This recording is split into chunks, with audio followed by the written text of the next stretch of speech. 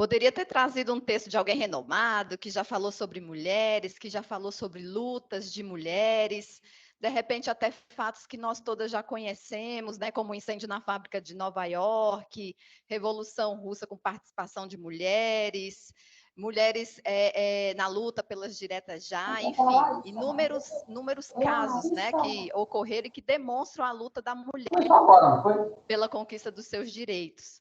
Mas eu gostaria de trazer para vocês um relato de uma colega de trabalho nossa. Esse evento Mulheres no Indigenismo começou a ser pensado no final de janeiro, e durante a etapa de planejamento, nós tivemos algumas articulações internas, né, visando algumas ações no âmbito das próprias palestras, no âmbito do próprio evento. E nessa ocasião nós tivemos acesso a um relato que uma servidora nos apresentou. O relato está adaptado e vou fazer a leitura dele para vocês, porque reflete o trabalho que nós mulheres fazemos no indigenismo, em especial no âmbito da FUNAI. Então vamos lá.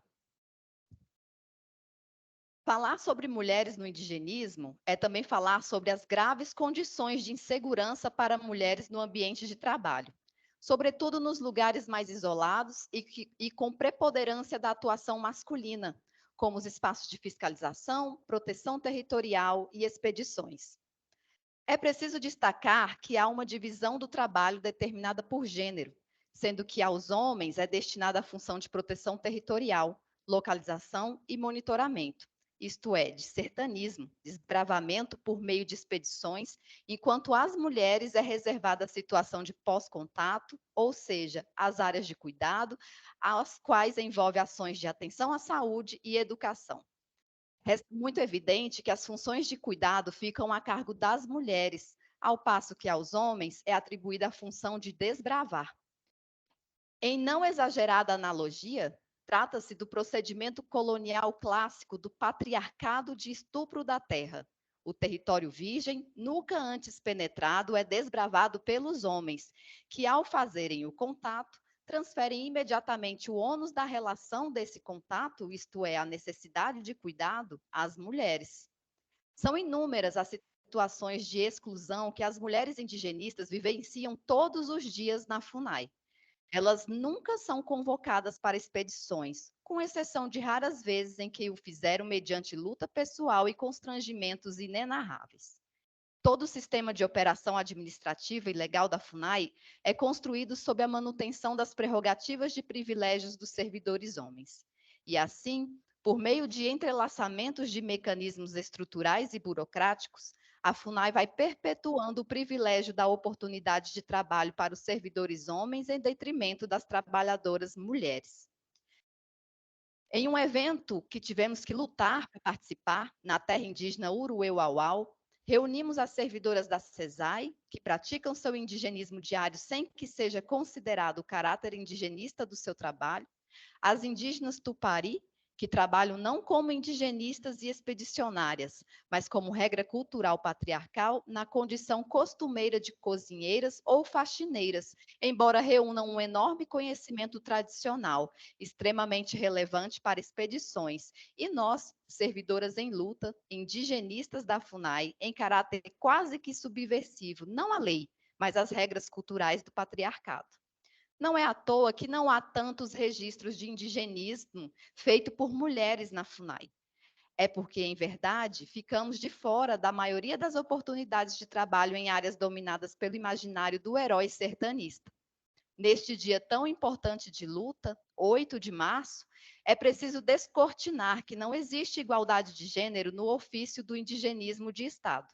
Não existe igualdade de oportunidades. Quando a oportunidade isonômica for uma realidade, então teremos finalmente mais registros para, de fato, atestar que fazemos parte desse indigenismo sem discriminação de gênero. Esse foi o relato que nós recebemos de uma servidora durante o processo de planejamento do evento Mulheres no Indigenismo e traz uma percepção que muito provavelmente pode ser a mesma de várias servidoras que estão participando desse evento desde segunda-feira, né? E cabe a nós, por meio de conscientização, transformarmos essa realidade do nosso trabalho.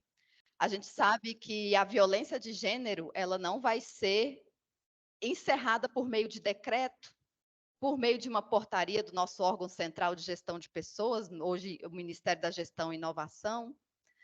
É muito difícil a gente conseguir quebrar essas raízes patriarcais, né? Então, a gente tem outras ferramentas de luta, como a própria conscientização.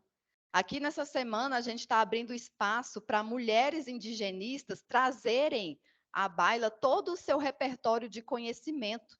E a gente já conseguiu visualizar desde segunda-feira que são conhecimentos que podem muito bem ser aplicados na prática. Seja a prática de escritório, como muitas de nós fazemos, um trabalho mais dentro de quatro paredes, ou na nossa prática de campo, né, levando esse conhecimento em ações práticas e efetivas para serem realizadas no campo junto com os indígenas.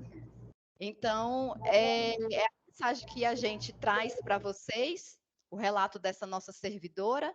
Agradecemos ela, inclusive, por nos ter dado a oportunidade de ter acesso a essa informação, a esse relato mesmo de vivência dentro de um órgão indigenista, como ela diz, envolvido pelo imaginário do sertanismo, que historicamente foi desempenhado por homens, e hoje a gente tem um segmento, né, no nosso evento, demonstrando por meio da conscientização o quão somos relevantes no trabalho do indigenismo, o quanto podemos colaborar, o quanto podemos estar nos mais diferentes espaços de trabalho que a FUNAI proporciona, e, a partir disso, a gente trazer cada vez mais para dentro das estruturas institucionais o apelo, né, da nossa relevância, da nossa importância, da nossa atuação.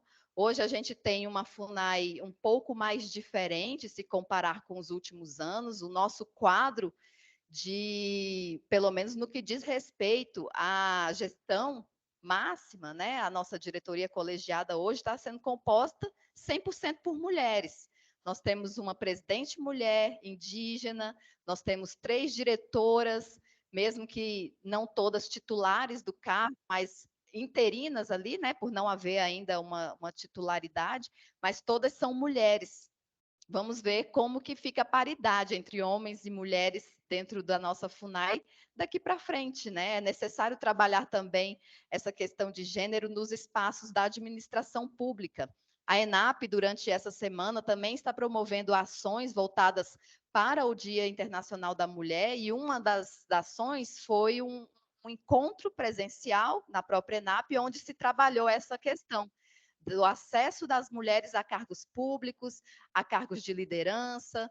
E hoje a gente vê na FUNAI pelo menos em alta gestão, né, todos os cargos ocupados por mulheres.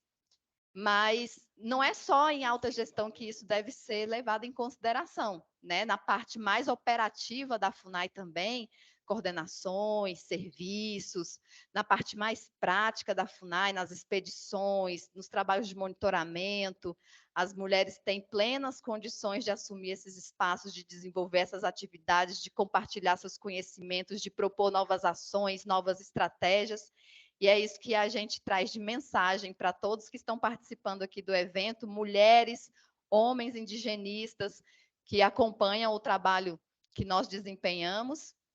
E nós desejamos um feliz Dia das Mulheres para todos os presentes. Para quem não esteve aqui ainda conosco, tem a oportunidade ainda de participar no período da tarde. Amanhã a gente também tem mais um dia completo de palestras. Nosso evento só encerra na sexta-feira. E a gente vai começar agora com a servidora Larissa, que é indigenista na FUNAI, né? E também tem aqui um aporte de conhecimento para compartilhar conosco. E temos certeza, da mesma forma que foi desde segunda-feira, vai ser mais um momento de grande aprendizado para nós, servidores do órgão, especialmente mulheres. Bom dia, Larissa, tudo bem? Oi, Elo, bom dia, tudo Seja bem? bem-vinda, Larissa. Feliz Dia das Obrigada. Larissa, você pode se apresentar para nós, informar o ano que você ingressou na FUNAI, qual foi o concurso que você participou? Ah, tá. Então, né? Meu nome é Larissa Martins, eu sou higienista da FUNAI desde 2010, né? Entrei no concurso de 2010. Que mais? Seu primeiro local de trabalho, Larissa, qual foi? Quando eu ingressei na FUNAI foi para trabalhar na coordenação regional da FUNAI do Maranhão, que fica em Imperatriz, né? Trabalhei lá por 4 anos. Depois eu fui para Brasília para trabalhar na Coordenação Geral de Identificação e Delimitação de Terras, na CEGID. Trabalhei lá por mais ou menos 3 anos, fiquei em Brasília mais ou menos 3 anos. Depois retornei para a Coordenação Regional. Assim, na Coordenação Regional eu sempre trabalhei nessa área, inclusive me identifiquei muito aí com a fala da colega, né, que você apresentou, porque logo que eu entrei na FUNAI eu já fui meio que jogada para essa área da promoção dos direitos sociais, né? Assim, bem automaticamente. E sempre trabalhei nessa área enquanto servidora da regional. Aí, depois que voltei de Brasília, retornei para a regional em Imperatriz, e agora, em 2020, depois em 2020, fui removida aqui para a Frente de Proteção Etnoambiental AUA, para atuar na política de povos isolados recente contato, é onde estou até o momento. Certo. E a sua trajetória acadêmica, Larissa, como foi? Então, eu sou graduada em Ciências Sociais pela UFMA, né, Universidade Federal do Maranhão, e tenho mestrado em Antropologia Social pela Universidade de Brasília, UNB. E que ano que você defendeu a sua dissertação de Em, mestrado? em 2019.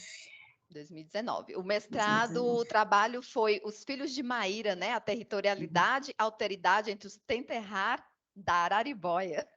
É.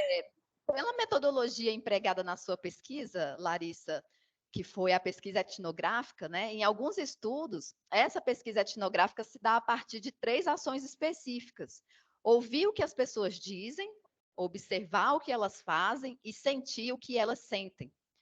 Há alguma ordem estabelecida entre essas práticas? Ou seja, é necessário primeiro ouvir e observar para depois ter uma experiência imersiva? Ou não? Conforme essa metodologia, a ordem desses fatores não alterariam o produto? Bem, assim, a etnografia, ela meio que se confunde com a própria antropologia, né? Inclusive, existem vários textos que fazem essa discussão, né, das próprias técnicas, ouvir, falar, escrever, e autoras que, inclusive, dizem que a etnografia não é necessariamente um método, assim, mas, assim, para eu falar sobre a minha experiência de fazer etnografia com os Tenterrara, né, ou com os Guajajara, se fica mais fácil de pronunciar, ela está muito relacionada tanto ao trabalho que eu desenvolvi na coordenação regional do Maranhão durante vários anos, né, quanto digamos assim, a pesquisa propriamente dita, né, sistematizada ali dentro do curso de mestrado. Então, tudo que eu considerei como etnografia, essa imersão que o antropólogo, a antropóloga tenta fazer, né, ela diz respeito a essas duas facetas da minha vida, né, como indigenista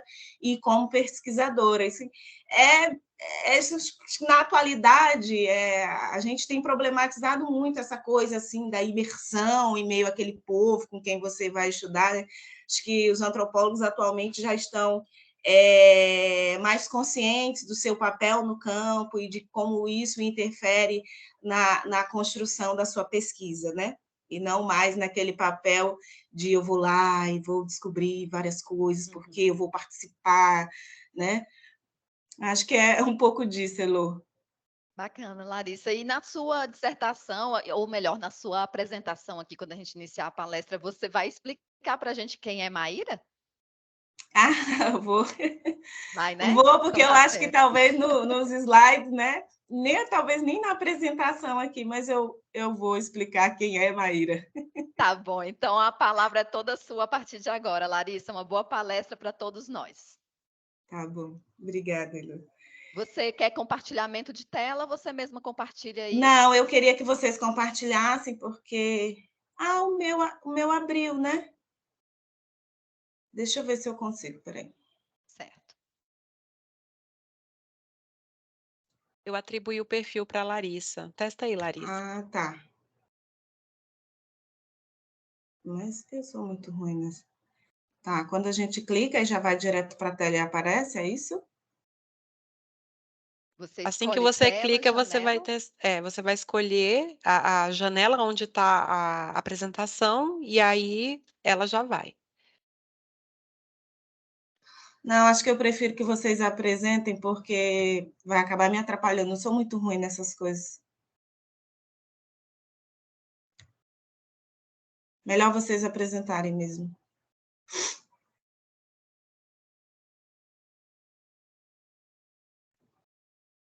Pronto. Tá em tela cheia para vocês? Tá. Ok. Para mim está Larissa, cortando um pouquinho, mas...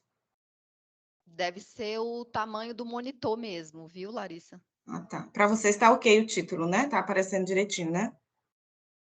Também está cortando um pouquinho, mas dá para ver. Ah, tá. Então, essa é a capa da minha dissertação, né? Uma foto da aldeia Lagoa Quieta, na terra indígena Araribóia, que foi a partir dessa aldeia, e as principais interlocutores da minha pesquisa moram nessa aldeia, né? Então, eu quis trazer essa foto, e o título é Os Filhos de Maíra, Territorialidade e Alteridade entre os Tenterrara da Araribóia. E aí, Maíra é digamos assim, o herói fundador do povo Tenterrara, né? Não só do povo Tenterrara, mas dos outros povos tupi, e eu chamo esse trabalho de Os Filhos de Maíra, porque na narrativa mitológica dos filhos de Maíra, né, Mucuraíra e Maíraíra, né, filho de Maíra e filho de Mucura, essa narrativa mitológica, ela meio que se une à etnohistória dos Tenterrara, né? Sempre quando eles estão falando do seu histórico de contato, tanto com os não indígenas, né, que eles chamam de Caraío, quanto com os outros povos, eles estão sempre se comparando às aventuras que é contado. Não vou trazer a narrativa mitológica aqui, porque é muito extensa, assim, mas são várias aventuras, né, porque Maíra engravida uma mulher, que é Tenterrara, e depois dela grávida, ele abandona essa mulher, e vai, né, para o mundo dos encantados, e o filho de Maíra, ainda na barriga, ele passa a conversar com a mãe e diz para ela que vai informar o caminho de onde está o pai. E por esse caminho ela conhece Mucura, né, que é uma outra entidade, digamos assim, acaba tendo relações com Mucura, engravida uma segunda vez, né, e ela fica grávida ali de 2 crianças. Uma longa história. Depois que eles nascem, Maíraíra é o filho que, né, por ser filho de Maíra, né, que é o deus, digamos assim, ele tem vários dons, várias capacidades de transformação, esperteza, muito inteligente, e Mucuraíra é aquele filho que não tem lá todas essas capacidades. Eles são gêmeos, né, apesar de serem filhos de pais diferentes. E é interessante como os Tenterrara sempre estão se referenciando a essa história e a esses 2 seres. Então, por isso que eu chamo nessa coisa dessa inteligência, da relação interétnica, né, dessa capacidade de conseguir resolver as coisas diante das adversidades. E aí, por isso que eu chamo esse trabalho de Os Filhos de Maíra, né, se relacionando, me referenciando especificamente aos Tenterrara. Pode passar. Então, essa dissertação visa contribuir com as discussões sobre territorialidade e alteridade, a partir da análise das relações interétnicas vivenciadas pelo povo indígena Tenterrara, que é conhecido regionalmente como Guajajara, né, que habita a terra indígena Araribóia, no sudoeste do estado do Maranhão, na região oriental da Amazônia Legal. As questões levantadas neste trabalho são fruto de minha experiência com os Tenterrara em 9 anos de trabalho profissional como indigenista especializado da Fundação Nacional dos Povos Indígenas, né? na época da escrita do texto, 9 anos. Tais questões foram sistematizadas, testadas, problematizadas e reformuladas a partir de pesquisa etnográfica desenvolvida no âmbito do curso de mestrado estricto sensu do Programa de Antropologia Social da Universidade de Brasília, cujos os resultados, ou parte dos resultados, eu lhes apresento aqui. E aí, pode deixar aí nessa parte da apresentação.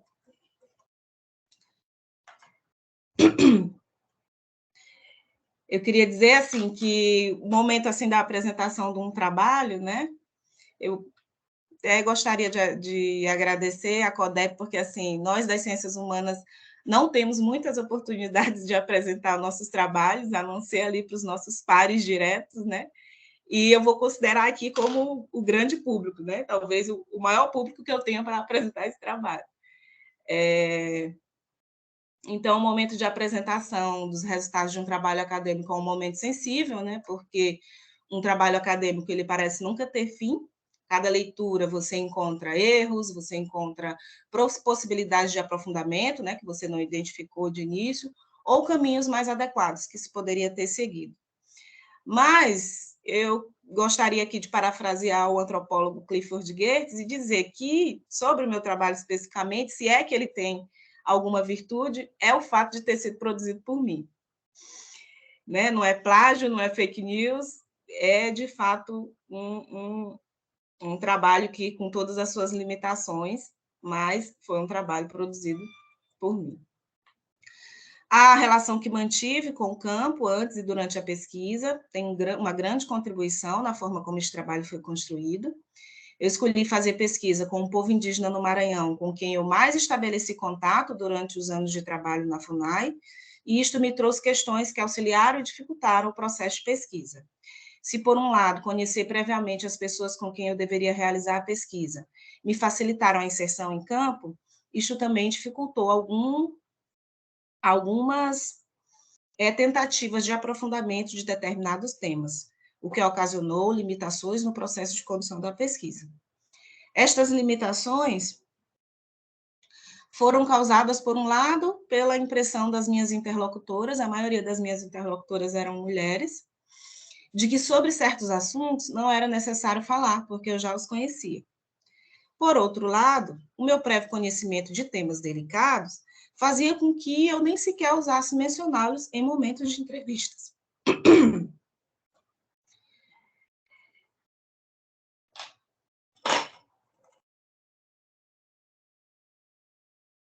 Portanto, sendo resultado de uma relação anterior à situação da pesquisa, eu tive que trabalhar muitas prenoções, tanto minhas quanto de outros agentes envolvidos nessas relações, né? Os próprios antropólogos, os meus colegas, servidores públicos da FUNAI e de outras instituições, sobre o Stenterrara. Tive que trabalhar muitas prenoções sobre o Stenterrara. A pesquisa inicia diante de questões que o convívio com o Stenterrara, enquanto indigenista da FUNAI, me fez formular. Eu gostaria de saber por que os Stenterrara se organizavam de determinada forma nas terras que habitavam, por que eles gostam de fazer suas aldeias nas beiras das estradas, porque estão sempre construindo novas aldeias, e porque eles frequentemente saem de suas terras e vão morar junto a outros povos indígenas e aos não indígenas.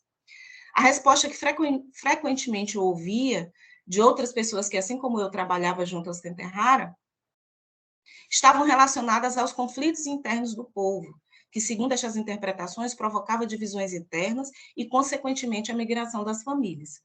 Outro motivo geralmente apresentado no meio indigenista era a influência dos brancos. Stenterrara convivem há tanto tempo com os brancos que querem viver como eles, por isso não saem da beira das estradas e das cidades. A partir disso, percebi que a minha investigação poderia focar na relação do povo com o território que habita, e minhas questões no campo poderiam se basear em 3 pontos básicos. O que faz uma família Stenterrara sair de uma aldeia, né, o caminho que eu fui seguindo para responder as questões que diz respeito à construção do objeto. O que faz uma família Stenterrara sair de uma aldeia e residir em outra aldeia, como isso se transforma na construção de uma nova aldeia, e como isso se dá quando a nova residência é estabelecida entre um povo diferente.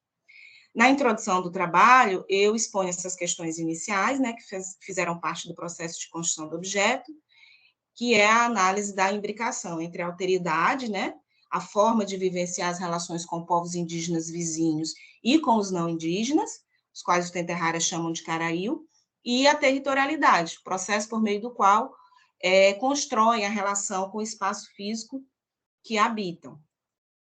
Então, assim, acho que essa primeira parte, para vocês terem uma compreensão assim, do andamento assim, da pesquisa, das questões principais que mobilizaram, é porque assim, eu, como indigenista da FUNAI, que trabalhava na área de promoção dos direitos sociais, tem vários problemas cotidianos ali do rame-rame, né?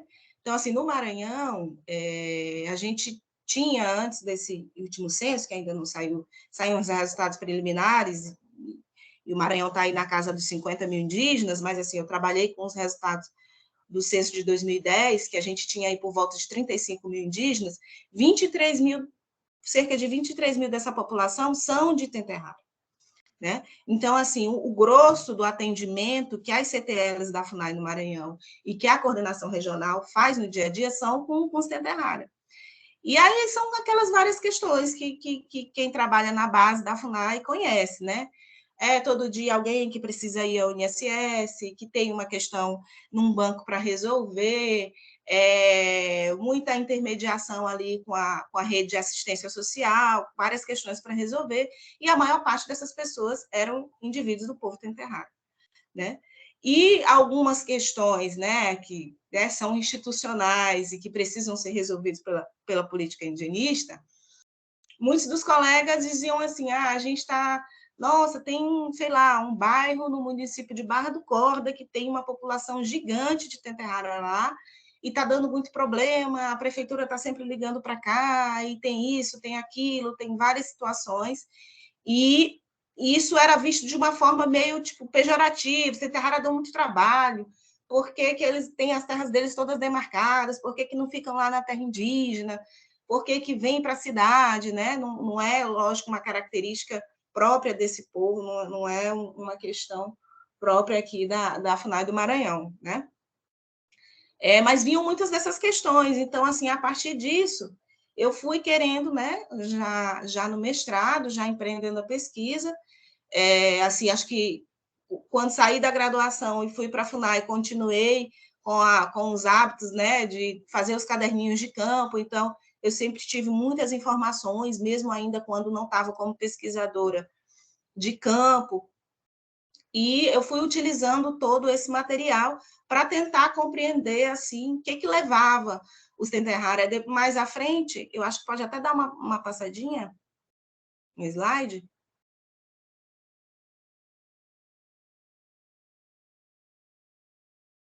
Né? Aí eu apresento aqui as questões norteadoras da pesquisa, e depois eu vou apresentar um mapa que mostra meio essa ocupação dos Tenterrara no Maranhão, né?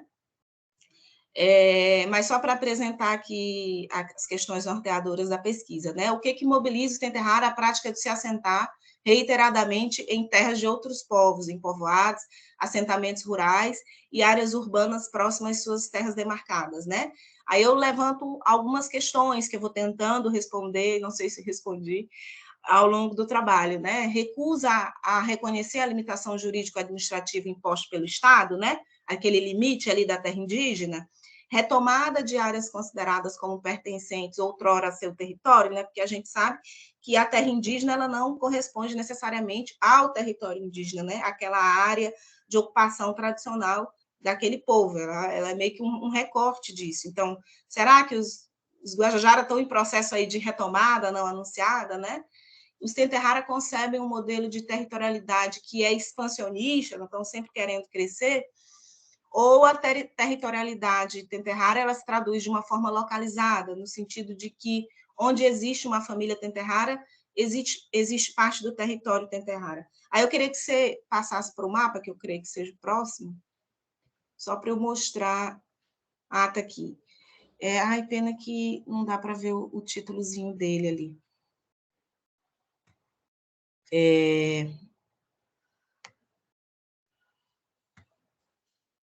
Ah, não, mas ele tá ótimo assim mesmo. Esse aqui é uma espécie de mapa, né, de ocupação que eu fiz, mostra aí todas as terras indígenas do Maranhão, e se vocês fizeram, se der para fazer um zoomzinho, vocês vão ver que essa área verde, e saiu, voltou, saiu, voltou. Essas terras que são marcadas em verde são as terras de usufruto dos Tenterrara, né, no Maranhão. Essas que estão num amarelinho, num verdinho, sei lá, um amarelinho mais claro, não. Mas mesmo nessas outras terras, nos lugares que vocês forem vendo uns cocazinhos, ó, por exemplo, aqui perto da terra indígena Araribóia, que é bem no centro aqui, tem uma terra mais embaixo, que é a Governador, e vocês vão ver um cocazinho. Aí mais embaixo, entre Governador e essa terra mais embaixo, que é Cricati, vocês vão ver um cocazinho, fora de terra indígena, né? Aí na terra indígena Cricati também, e em outras regiões que são municípios, aqui, ó, Grajaú, Imperatriz, Bom Jesus das Selvas, né, Santa Luzia, são áreas que não são terras, né, essas que estão dentro de terra indígena, isso, não são terras demarcadas para os Tenterrara, mas que eles ocupam de alguma forma, né? E essas áreas fora de municípios são locais onde tem bairros ou povoados, onde também tem ocupação significativa de Tenterrara. Então, assim, são essas questões que geram vários probleminhas desses de FUNAI do dia a dia, que me fez ir atrás, né, de ir atrás de construir essa pesquisa, né? Eu lembro que uma vez, durante uma semana, eu recebi ligações de diversos lugares. Eu estava naquele que chamava, antes do CEDIS, que chamava Núcleo de Promoção Social, eu acho. E eu coordenava esse núcleo, e eu recebi ligações de uma semana de gente de Brasília, gente de São Paulo, do Rio de Janeiro, até de Bombinha, acho que fica no Rio Grande do Sul, que tinha Tenterrara lá, que estava querendo voltar para o Maranhão, e a gente tinha que arrumar passagem, e aquele negócio todo, e faz interlocução com Brasília, né, lá no setor de acolhimento da CGPDS. E, assim, os Guajajara, né, eles gostam muito de andar. Então, tanto pelas terras indígenas, como para fora dela. E, às vezes, essas andanças, elas acabam culminando em uma moradia, né? E essa não é. Como no caso do dia 1º está tendo uma interferência. Acaba culminando com uma moradia, né? Às vezes provisória, às vezes permanente. Então, digamos assim, esse é o estado da arte de quando eu comecei a pesquisa. Pode passar. Então, a dissertação ela é formada por 3 capítulos, né? Um de revisão bibliográfica, ali mais discussão teórica, eu não vou tratar desse capítulo aqui. Quem tiver interesse pode buscar o texto da dissertação lá na biblioteca, mas eu vou falar de 2 capítulos especificamente, que um deles é esse, né? Que falam das questões, né? Tanto da territorialidade Tenterrara, como da relação que eles estabelecem na construção dessa territorialidade a partir da relação com 2 povos, né? Com os Pucô-Gateye, que são esses vizinhos que eu mostrei lá da terra indígena Governador, que fica mais abaixo ali no mapa da Araribóia, que são conhecidos como gavião, né, em português, e com os auaguajá e os brancos no próximo capítulo, que eu vou apresentar mais adiante. Então, no capítulo 2, né, que é esse capítulo aí do slide, eu falo do padrão de formação das aldeias Tenterrara, a partir do assentamento de roças e do estabelecimento de centros, que podem se tornar futuras aldeias, e neste ponto abordo a relação dos Tenterrara com os gavião do Cobié e defino, a partir desta relação, o que eu chamei de ocupação silenciosa. Neste capítulo, eu faço referência às minhas primeiras experiências com a política indigenista oficial e com os Tenterrara, demonstro como a forma de os Tenterrara ocuparem suas terras é vista como um problema pelos agentes implementadores da política indigenista. E, em seguida, discuto os mecanismos internos para a formação e desmembramento de aldeias e como a formação de novas aldeias é utilizada na ocupação de terras de povos diferentes dos Tenterrara. Para muitos dos agentes públicos que trabalham com os Tenterrara, a explicação pela quantidade de aldeias se dá por questões de disputas pelos benefícios concedidos pelas políticas públicas de Estado. Vagas nas escolas, no subsistema de saúde que atendem às aldeias, né? É muito mencionado também a questão da compensação da estrada de ferro da Vale, né? Da então CVRD, que eu vou explorar mais adiante, né? E, a meu ver, esta interpretação, né, que explica a quantidade de aldeias por conta do contato com a sociedade não indígena, ela, por um lado, faz uma leitura muito superficial do processo histórico de contato entre os Tenterrara e a sociedade não indígena, né, atribuindo aos não indígenas o papel da ação, enquanto aos Tenterrara restaria apenas se moldar à realidade imposta, modificando ali a sua organização. E, por outro lado, esta interpretação ela soterra a possibilidade de se buscar na relação entre a cosmovisão indígena e o histórico de contato os aspectos que moldam a territorialidade tenterrara na forma como se manifesta na atualidade. Para o Wegley e Galvão, que, digamos assim, são dois autores, né, a etnografia básica sobre os tenterrara, eles estudaram os tenterrara na época de 40 e 50, a unidade mais importante na estrutura social tenterrara é a família extensa, sendo mais importante, inclusive, que a unidade biológica, né, composta por homem, esposa e filhos. Para estes autores, a família extensa, ela pode ser definida como um grupo de... A família extensa tenterrara, especificamente. Ela pode ser definida como um grupo de mulheres relacionadas por parentesco sob a liderança de um homem. Para Carlo Biali, assim como para o Wegley Galvão, a família extensa tenterrara é a base do seu sistema social, político e econômico.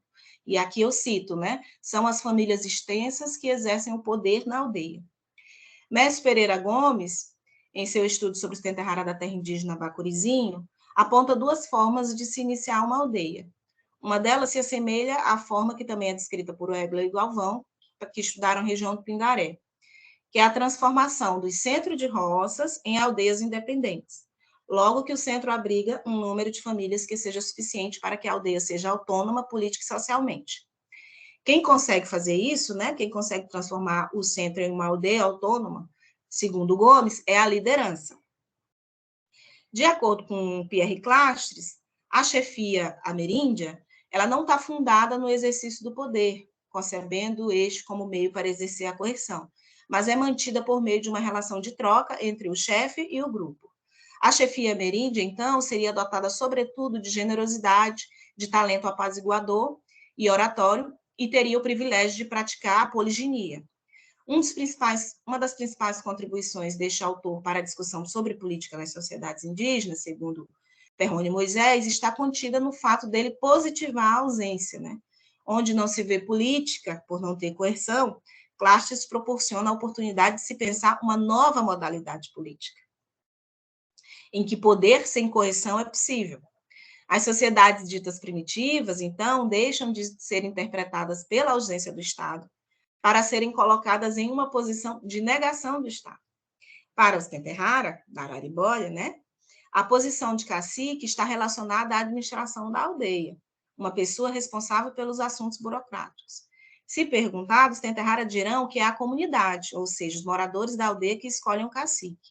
Porém, via de regra, a aldeia segue as orientações da chefia familiar, né, não necessariamente do cacique. Quando um mesmo indivíduo acumula as posições de cacique e chefe de família extensa, sua estadia na posição de cacique é mais permanente, pois possui uma parentela para lhe apoiar. Quando isso não ocorre e existem na aldeia uma ou mais chefias e ou lideranças fortes, o cacique se limita a uma posição mantida por formalidade, pois as decisões são tomadas pelas chefias familiares. A liderança, né, para os tenterrara é aquela pessoa com eloquência e organização, que representa a aldeia, principalmente nas tratativas externas com os caraí. A existência de uma liderança não suprime a necessidade de um cacique, e potencialmente seus trabalhos são executados em parceria com este, embora há comumente uma situação de disputa entre as figuras de cacique e liderança. Um outro ponto que se destaca no depoimento de uma de minhas interlocutoras, eu diria a principal, que é a cacica Maria Santana, é que para o estabelecimento de uma nova aldeia, há necessidade de uma chefia forte, que consiga as coisas, né? Ela diz, que tenha conhecimento. Caso a chefia não tenha essa qualidade ou não possua a habilidade de dividir a contento os bens produzidos, não conseguirá manter as famílias agregadas à sua influência. Percebendo que a formação de novas aldeias estava diretamente relacionada à formação de novas chefias, eu procurei buscar os elementos necessários à formação de novas chefias, que na terra indígena Araribóia esteve relacionada principalmente nas décadas de 80 e 90 ao programa Grande Carajás e à venda de madeira de lei, né? Nesse ponto eu vou falar dessas, né, grandes duas ações, uma delas tem impactos até hoje na terra indígena, porque, né, continua existindo até hoje, mas, assim, durante a pesquisa, eu tentei conversar com algumas chefias familiares para compreender como que aquela aldeia se formou, se ela saiu de uma outra aldeia, né?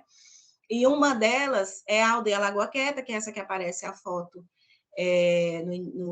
na capa, né? Na capa aqui do slide, na capa da dissertação. E ela é uma aldeia chefiada por uma mulher, que é a Maria Santana. E a Maria Santana fala assim, né? Ela conta toda a história, exatamente. Ela conta toda a história de que eles moravam onde era antigamente o posto indígena, que também de nome era Araribóia, né? Elas moravam. E lá, como ela era uma mãe, tinha vários filhos, mas não era casada, ela não se via muito, não conseguia participar muito das atividades da aldeia. Então, lá era o posto indígena, lá era o lugar que chegava muitos bens, muitas coisas, mas ela se sentia preterida na divisão dessas coisas, né? Então, o que ela fez foi se mudar de lá para uma outra aldeia, que chama Jussaral, que é uma aldeia grande da terra indígena Araribóia. E lá no Jussaral, ela disse que conseguiu participar melhor da vida social da aldeia, né? Então, participava das pescarias, ia com as mulheres para coletar sementes, para fazer artesanatos, né? Conseguia participar melhor da vida social da aldeia. E também na Araribóia, as suas filhas já com idade, né, já chegando à vida adulta, também conseguiam ingressar ocupando cargos, posições, viraram professoras, viraram técnicas de saúde. Mas, em determinado momento, houve também um conflito com as chefias familiares dessa aldeia, e a Maria Santana resolveu formar a própria aldeia dela, que é essa que aparece na foto, a Lagoa Quieta, num local que era um centro de roça, né? E aí ela me explica, ela falou assim, olha, aqui na minha aldeia moro eu com os meus filhos, meus genros, as minhas noras, e tem a minha irmã. Então, se você olhar aqui para a minha aldeia, quem foi que conseguiu essa escola? Fui eu. Quem foi que conseguiu esse posto de saúde? Fui eu. Quem foi que conseguiu esse centro de cultura que está aí? Fui eu. Então, a minha irmã, em determinado momento, ela pode achar que, por eu ter conhecimento, né, conhecimento que ela fala é essa capacidade de negociar, de dialogar com as instituições de Estado, com os brancos, ela vai achar que tudo que eu peço eu consigo. E ela, por não ter essa abertura, ela não consegue. Então, se ela não gostar dessa situação, ela não vai brigar comigo. Ela vai pegar a família dela e vai formar uma outra aldeia para ela, né? Então, assim, eu estou contando um pouco dessa narrativa repassada pela Maria Santana, porque é uma história que se repete nos outros casos que eu pego e analiso, né, que eu não vou trazer todos aqui, que eu pego e analiso também na dissertação. E aí eu vou entrar na questão de como essa situação da Estrada de Ferro Carajás, né, que impactou, pode ir para lá, que impactou vários povos, não só aqui no estado do Maranhão, né, mas impactou vários povos no Maranhão e impacta até hoje. E, consequentemente, a venda de madeira, como que isso tem a relação também com essa formação de novas chefias e, como consequência, a formação de novas aldeias. Então, o projeto de apoio às comunidades indígenas, né, que chamava PASSE, funcionou de 1982 a 1986, foi criado como forma de equilibrar os danos causados pela ferrovia Carajás, da então Companhia Vale do Rio Doce, hoje Vale, responsável por transportar o minério de ferro da mina de ferro Carajás, localizada na Serra dos Carajás, na cidade de Parauapebas, no Pará, para o porto do Itaqui, em São Luís, capital do Maranhão. Durante esses 4 anos, cerca de 13 milhões de reais foram introduzidos nas terras indígenas do Maranhão como forma de mitigar os impactos da estrada de ferro. Parte do dinheiro era utilizado em projetos de agricultura e de estruturação de equipamentos de saúde e parte eram distribuídos em espécie aos caciques Tenterrar. Aí eu trago aqui uma citação da Maria Helena Barata, né, que é uma antropóloga do Museu Emílio Guild, né? Esse projeto teria como meta prover os povos indígenas, localizados num raio de 100 quilômetros das margens da estrada de ferro, de condições socioeconômicas capazes de fazê-los enfrentar mais seguramente os novos impactos que a ferrovia fatalmente ocasionaria. Algumas centenas de milhares de dólares foram destinadas para serem aplicadas em construções de escolas, ambulatórios, açudes, compras de gado, abertura de estradas interligando aldeias, caminhões, tratores, caminhonetes e sementes para o plantio. Entretanto, parte da verba foi também utilizada para a compra de máquinas de costura e outras tantas coisas de menor importância, como até mesmo instrumentos musicais para a formação de bandas, tendo como finalidade a participação dos indígenas no desfile de 7 de setembro da cidade de Amarante do Maranhão e Montes Altos. Os Tenterrara, a miúde, viajavam para São Luís, né, onde era a sede da FUNAI na época, e buscavam receber aquilo que lhes havia sido prometido.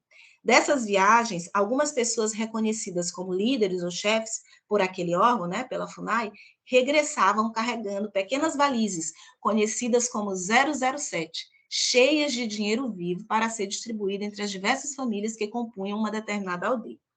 Termina aqui a citação da Maria Helena Barata. Segundo Almeida, né, Emerson Rubens Mesquita Almeida, a estratégia da FUNAI e da CVRD era distribuir o dinheiro ao cacique da aldeia. Por conta disso, várias aldeias foram sendo formadas, desmembradas das anteriores, com a intenção de também receber o numerário oferecido pela CVRD. Com o fim dos recursos, ao passar dos 4 anos, os indígenas migraram para outras formas de captação financeira, o que nos faz entrar na problemática da venda de madeira da terra indígena Araribóia.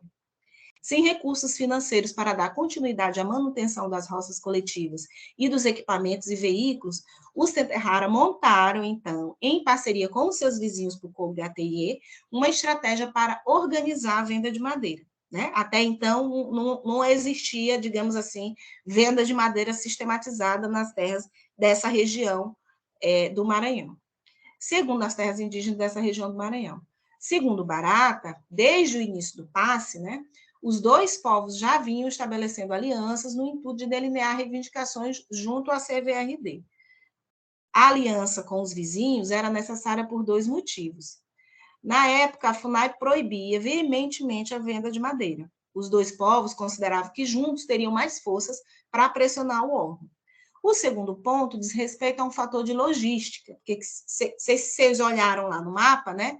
Que no mapa está aqui Araribóia e a terra indígena, e a madeira fica aqui em cima. E o município de Amarante, ó, fica aqui embaixo, abaixo da terra indígena Governador.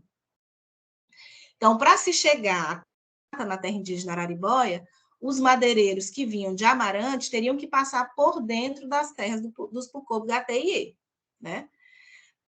Estando firmada a aliança entre o G e os Tupi, né? Os Pucô-Gateye e São G, a atividade de retirada de madeira inicia. De acordo com o planejamento dos indígenas, só seria comercializada a madeira proveniente das derrubadas das roças, e o dinheiro conseguido com as vendas seria aplicado naquilo que chamava o Projeto dos Índios, uma fonte de recursos para dar continuidade aos projetos não terminados pela CVRD, manter todo o equipamento adquirido, né, por esses projetos, construir as escolas que haviam sido planejadas no passe, e a utilização da madeira de derrubada das roças e o projeto dos índios foram apenas o início da exploração de madeira na região. E, segundo Barata, cada dono de roça, né, depois que esse projeto iniciou, em vez de disponibilizar o dinheiro da venda de madeira para as ações conjuntas, acabava ficando com a renda da venda para si. Passo que depois de 3 a 4 meses, no final de 1989 ao início de 1990, muitas serrarias vindas de Açailândia e Barra do Corda se instalaram em Amarante, dando início à exploração propriamente dita. né, que se prolonga até os dias de hoje. Barata contabilizou 27 madeireiras em Amarante no ano de 1993. Amarante é uma cidade de 20 e poucos mil habitantes. Imagine em 1993, né? Este número, porém, subia para 37, quando informações dos sindicatos de trabalhadores rurais no município para o mesmo ano, né? Barata deu conta de 27, mas o sindicato falava em 37.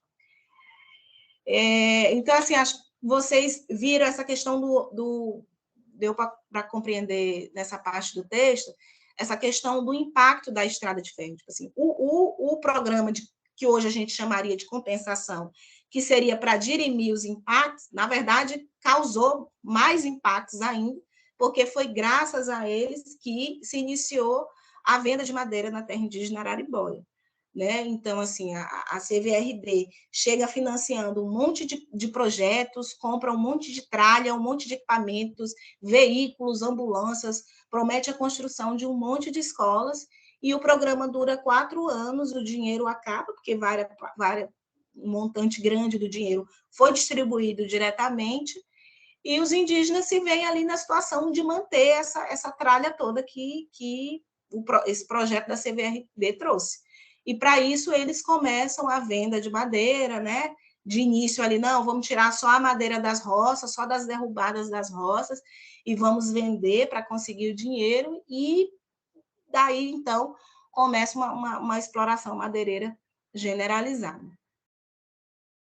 Então, desta forma, eu sustento que a formulação de que a multiplicação das aldeias da terra indígena Araribóia é uma consequência subsidiária da injeção de recursos entre os indígenas e é um resultado direto da formação de chefias familiares. Então, assim, o que eu estou dizendo é, tipo assim, essa explicação de assim, é porque tem muita grana, todo mundo quer receber o dinheiro e vamos formar muitas aldeias para isso, né? Tipo assim, é um caminho um pouco mais sinuoso, né? Então, assim, se tem muitos bens, vamos formar várias chefias, tipo, o processo de chefia, de formação de uma chefia, que exigia ali um período e uma passagem por um sistema mais longo de ritual e de preparação, ele é acelerado, né? Porque aí as disputas também se acirram diante dessa quantidade grande de bens.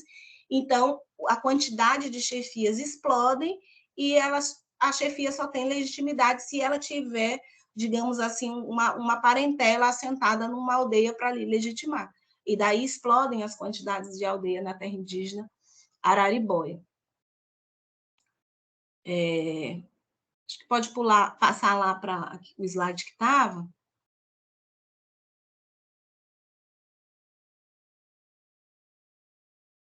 Vamos passar para esse último subtítulo do capítulo, né, que é a territorialidade tenterrária e a alteridade Cuvier, que já ficou aí um pouco das alianças que são feitas entre esses dois povos, né?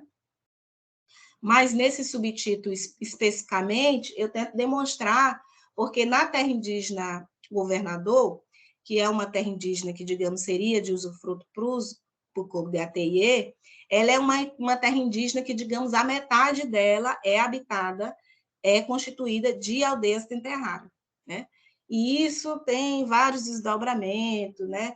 Vários desdobramentos, os Pucobiês estão aí num processo de revisão de limites que acaba tendo uma sobreposição com uma área também que é reivindicada pelos Tenterrara, e isso também impacta muito no desenvolvimento das atividades, tanto da FUNAI quanto na CESAI dessa terra indígena, né? Por conta desses dois povos ali vivendo em uma espécie de ora aliança, ora conflito latente.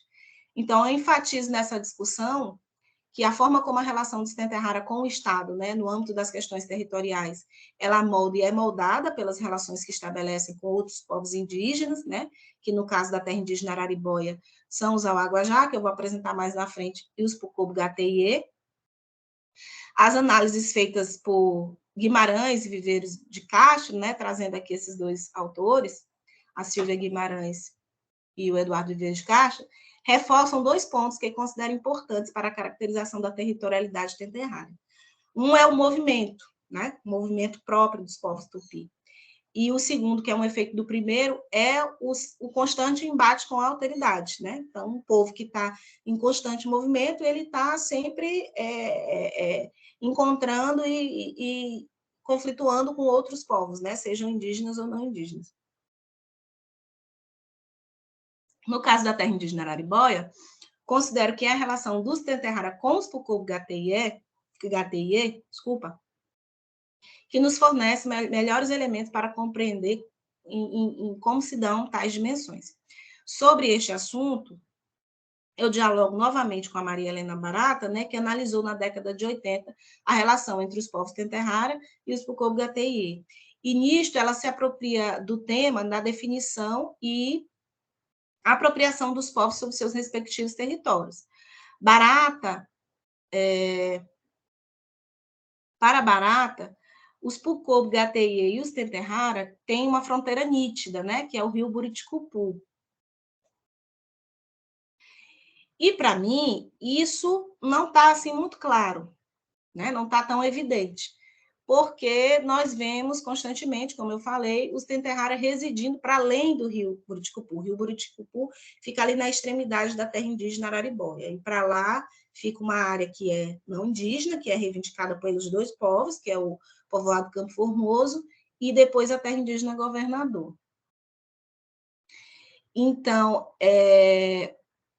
o que o embate histórico com os Timbira, né, que é o povo que são os Pucô-Gateye, e a atual presença dos Tenterrara em seu meio nos diz sobre a territorialidade deste povo.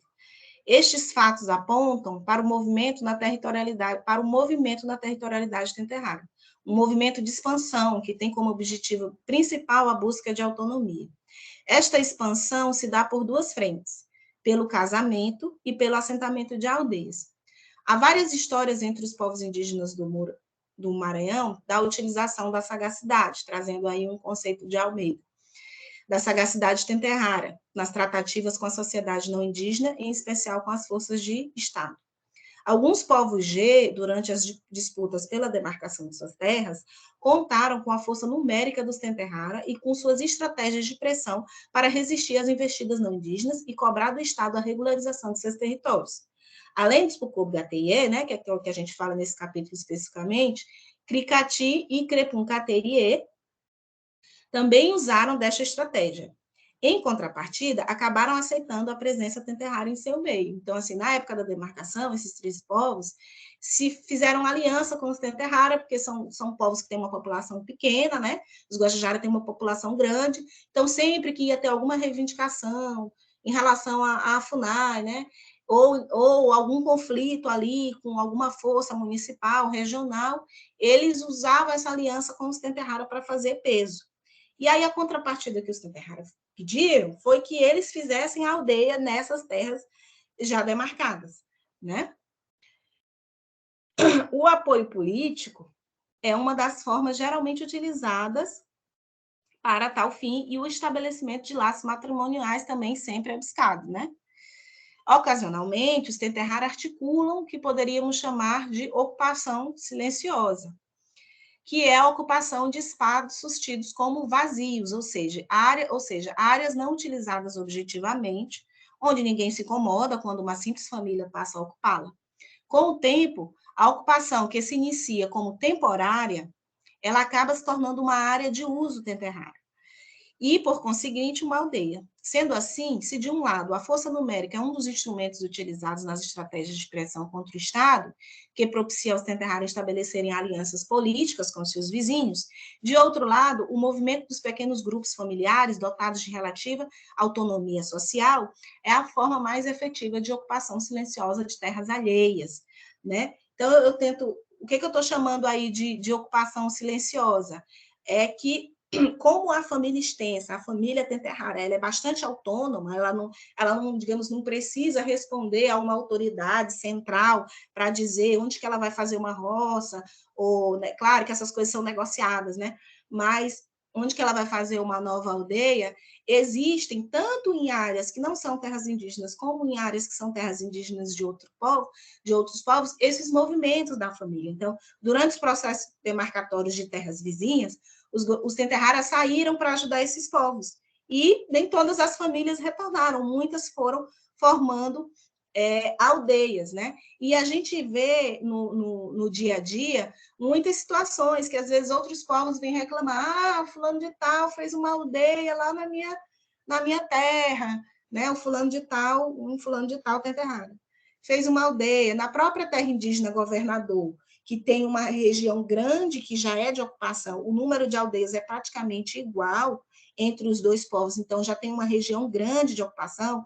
Durante a época que eu estava fazendo a pesquisa da dissertação, houve um caso bem emblemático que uma indígena Guajajara, da terra indígena Araribóia, que é uma terra mais de 400 mil hectares, é muito maior do que a terra indígena Governador, ela fez uma roça dentro da terra indígena Governador, só que não nas proximidades das aldeias Tenterrara que já existem lá. Ela fez uma roça no meio das aldeias Pucobgateiê. E aí, de início, ela pediu permissão para uns caciques e tudo, foi autorizado, só que aí, a partir dessa roça, ela não saiu mais de lá, né? E aí, isso criou muitos conflitos e tudo isso. Então, é isso que eu estou chamando de ocupação silenciosa, assim. Ontem a gente teve, assim, 2 trabalhos maravilhosos sobre o Chavante, né? E, assim, algumas coisas que a gente lê sobre a territorialidade Chavante, fala de uma coisa, assim, de expansionismo que os Chavantes vão expulsando, né? Outros povos, assim, se a gente for vendo no mapa. E já os Tenterrara, eles têm uma estratégia, assim, de não fazer um conflito muito anunciado, mas, assim, vai uma família, vai aqui, outra família vai para ali, quando você vê, os Tenterrara têm a característica também de ter muitos filhos, né? Já os Gavião, os Pucobgateiê, eles têm um resguardo grande pós-parto, então, o crescimento populacional deles é menor do que os Guajajara, então, Gavião e Guajajara numa terra indígena, a população de Guajajara explode, enquanto que a população de Gavião cresce de forma, né, bem devagar. Então, é isso, acho que pode passar já para o último capítulo,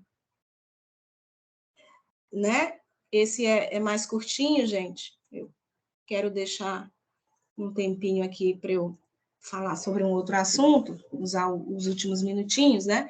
Esse capítulo chama Guerreiros e Diplomáticos, né? As associações Tenterrara e a alteridade ao Aguajá, né?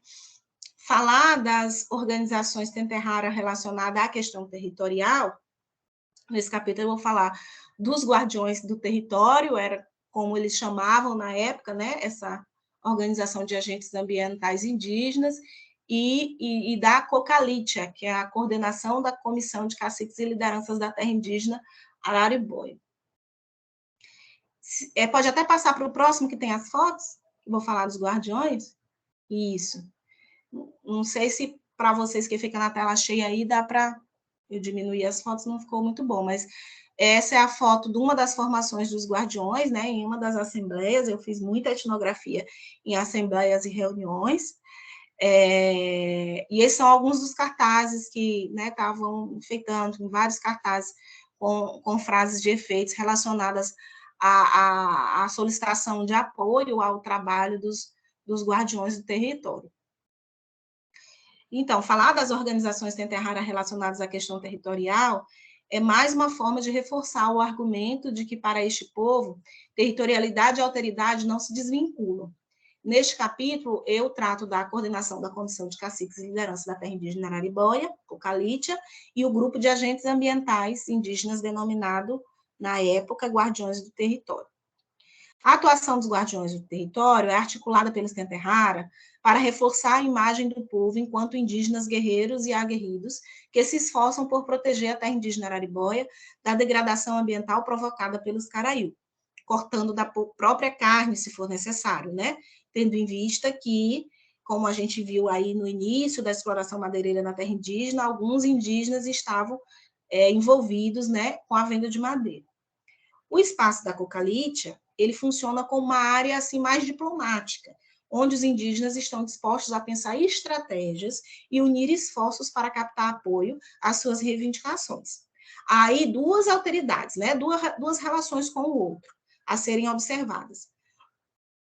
Os Auaguajá, muito relacionada à atuação dos guardiões, né, a coisa da proteção do território, da proteção dos povos isolados, e os Caraíu, relacionada à atuação da Cocalítia, né?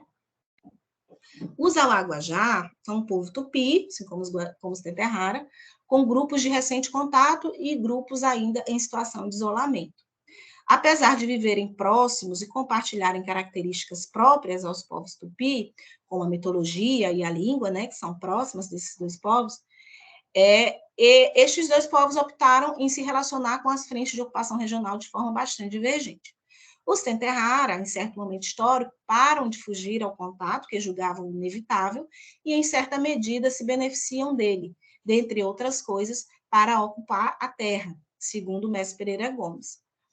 Os Auaguajá, por sua vez, têm, na medida, porque, assim, no histórico de contato dos povos dessa região, os Chimbira, né, que é os Chimbira aqui do Maranhão, que são os Cricati, os Cogateiê, os Creniê, outros povos, eles tinham muitos conflitos com as frentes de expansão, eram muito mortos, né? E os Guajajara tinham mais essas coisas da aliança. Então, à medida que as frentes iam avançando e os Chimbira iam sendo expulsos, os Guajajara iam ocupando essas terras, né? Então, por isso que eu falo que, em certa medida, eles vão se beneficiando dessas frentes de expansão. Os Auaguajá, por sua vez, têm, na medida do possível, evitado o contato, né? Eu estou me referindo especificamente aos grupos ao grupo ou aos grupos que estão na terra indígena Araribóia, né? Porque a gente tem os Auaguajá contatados já em aldeias na terra indígena Caru, Alturiaçu e Auá, nas outras terras do Maranhão. A presença de grupos isolados na Araribóia foi confirmada pela FUNAI no ano de 2009, e a partir do momento em que o grupo de isolados entrou para o mapa das ações indigenistas, a Araribóia passou a ser foco de atenção não só do órgão indigenista oficial, mas também de muitas organizações ligadas à causa indígena. Os Tenterrara, que já vinham empreendendo ações com vistas a desestabilizar o comércio de madeira, viram nesta visibilidade proporcionada pela divulgação da existência de um povo isolado a oportunidade de ter apoio para a retirada dos madeireiros de suas terras, e com isto o grupo Guardiões do Território se fortaleceu. Eu queria só ver quanto que eu tenho de tempo, porque eu marquei aqui, mas eu já comecei depois que já marquei depois que eu tinha começado. Sua palestra começou oficialmente por volta das 10h20, perdão. Que a gente teve o relato inicial, né? Tá. Então, eu tenho uns 10 minutinhos ainda, né? Isso mesmo. Que sim. Então, tá finalizando já. Importante destacar que, ao se formar, os guardiões possuíam interlocução direta com a política de proteção territorial do Estado, e, à época, se intitulavam Guardiões do Território, fazendo menção ao seu papel de protetores da terra indígena Araribóia. A partir de 2009, quando a FUNAI confirmou que existiam grupos indígenas isolados dentro da terra indígena Araribóia, se intensificou o contato do grupo com organizações internacionais, como o Greenpeace e a Survival. Ao estampar as campanhas destas organizações, os guardiões foram ganhando novos nomes e ficaram mundialmente conhecidos como Guardiões da Floresta e Guardiões da Amazônia. Aí agora já essa semana, eu já vi que essas organizações já estão chamando de outros nomes, né? Guardiões e Guajajara, né? A nomenclatura vai sempre mudando, isso tem intenção também, né? Este fato diz muito sobre quem tem tentado se afirmar como porta-voz dos indígenas, posto que cada instituição cunhou sua própria nomenclatura para ser utilizada em suas notícias e campanhas. Nos diz também sobre a ampliação dos objetivos dos próprios guardiões, partindo da busca pela efetiva execução da política de proteção territorial de terras indígenas, para se portarem no papel de principais protetores da floresta amazônica e dos povos isolados. Disto depreendemos que os holofotes do ambientalismo internacional e do indigenismo não governamental só se voltaram a Araribóia graças à confirmação pela FUNAI da existência de indígenas isolados na terra indígena. Este fato propiciou aos Tenterrara, enfim, a oportunidade de ver atendidas antigas reivindicações quanto à intensificação das ações de fiscalização da terra indígena, contando com a participação indígena. A presença de outro povo, o qual supostamente não poderia falar por si, trouxe a urgência na ação de várias entidades que antes não atuavam com frequência na terra indígena Araribô. Como mencionei anteriormente, os Tenterrara, de forma perspicaz, manejaram o cenário de urgência, colocando-se na linha de frente da ação. Dominique Galois, ao falar sobre a experiência de gestão territorial dos Wayampi, no Amapá, destaca como eles têm manipulado a imagem que lhes foi construída de índios puros e mantenedores de seus padrões culturais para se afirmar diante dos regionais e conseguir apoio. No caso dos Tenterrara, que diferente dos Wayampi, não são associados, né, no senso comum, ao estereótipo do indígena puro, que precisa de proteção, é sobre a imagem dos isolados que eles têm trabalhado, utilizando o interesse de redes de apoio internacional e da legislação específica sobre a proteção de povos isolados para atendimento de seus objetivos. Acredito que, outra vez, o que está em jogo é a manipulação dos discursos realizada pelos Tenterrara, pois se os Auá não podem responder por eles mesmos, quem melhor faria isso senão seus parentes mais próximos? Neste sentido, acredito que os Tenterrara estejam lançando mão daquilo que Almeida e Martins chamam de sagacidade. É necessário, portanto, verificar se, ao manipular os discursos em torno da defesa do território e do último povo nômade do planeta, né, como sugere uma das campanhas da Survival, os Tenterrara, na verdade, estariam chamando a atenção dos holofotes para si. Desse modo, manejam uma leitura própria acerca da preocupação mundial sobre o futuro do planeta, do papel da Amazônia como reguladora do clima e de suas figuras como habitantes e conhecedores da floresta para estarem na frente das mobilizações por esta pauta. Aqui eu finalizo a minha apresentação, né? E eu queria usar esse tempinho que me resta antes de abrir para as questões, porque, assim, a feitura dessa pesquisa, o mestrado, para mim, tem um peso muito forte, assim, porque aí você vê, se volta lá para o início, ou se pode botar o meu rosto se quiser também. Pode finalizar a apresentação se quiser.